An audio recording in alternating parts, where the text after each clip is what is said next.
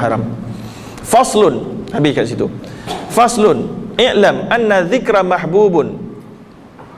Ketahuilah sesungguhnya zikir itu dicintai fi jami'il ahwal, dalam semua keadaan, illa fi ahwalin warada syar' bi istitna'iha, kecuali dalam keadaan yang syarak, yang Allah dan Rasulnya memberikan pengecualian.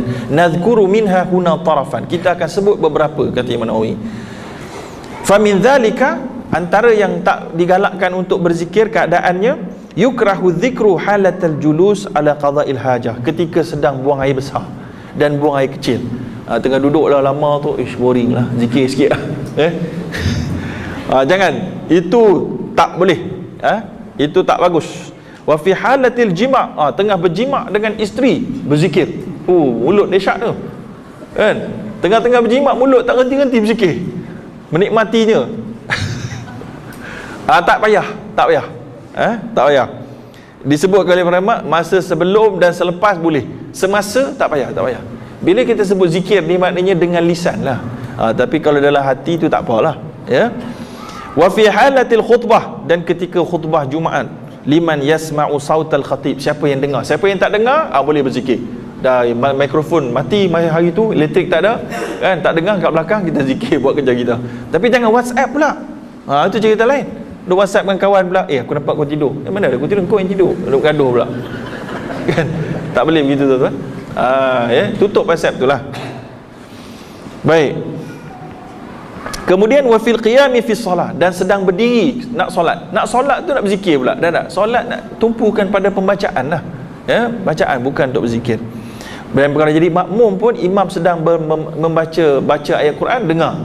Bukan kita berzikir. Bal yashtaghilu bil qiraah, tapi hendaklah kamu sibukkan diri kamu dengan membaca ayat Al-Quran. Wa fi halatin nu'as, dan ketika mengantuk pun dilarang atau tak bagus untuk berzikir. Kerana apa? Nabi pernah sebut, dan disebut oleh para ulama, idza na'isa ahadukum fa huwa yusalli falyaqra, hendaklah apabila seorang kamu itu sedang mengantuk dan dia nak solat, hendaklah dia bangun dulu, pergi buat kerja, sedarkan diri, ya. Hatta yadhhab anhu naum, sampailah hilang rasa tidur dia tu. Kenapa? Kerana la yadri la'allahu yastaghfir wa yasubbu nafsah, kerana bimbang dia dalam zikir-zikir tengah mengantuk tu, ya, dia beristighfar, lepas tu dia mengeji diri sendiri. Ini tersalah, sebab mengantuk punya pasal tak sedar apa dia sebut, dia mengeji diri sendiri. Baik, begitu. Dan juga dalam Islam kan kita ada sebut sinatun wala naum, kan, dalam ayat kursi kan, Allah SWT itu tidak dicapai oleh mengantuk dan tidur. Apa beza sinatun, nu'as dan naum? Dia ada 3 benda yang mengaitkan dengan tidur ni. Kata para ulama, sinatun wala naum, sinatun dalam ayat kursi itu maksud dia mahalluha al-ain, iaitulah mata yang mengantuk, mata nak tidur. Nu'as minda dan kepala. Macam tuan-tuan dengar kuliah lah kan, mata terbuka tapi minda dah letih sangat, tak dengar tak dengar.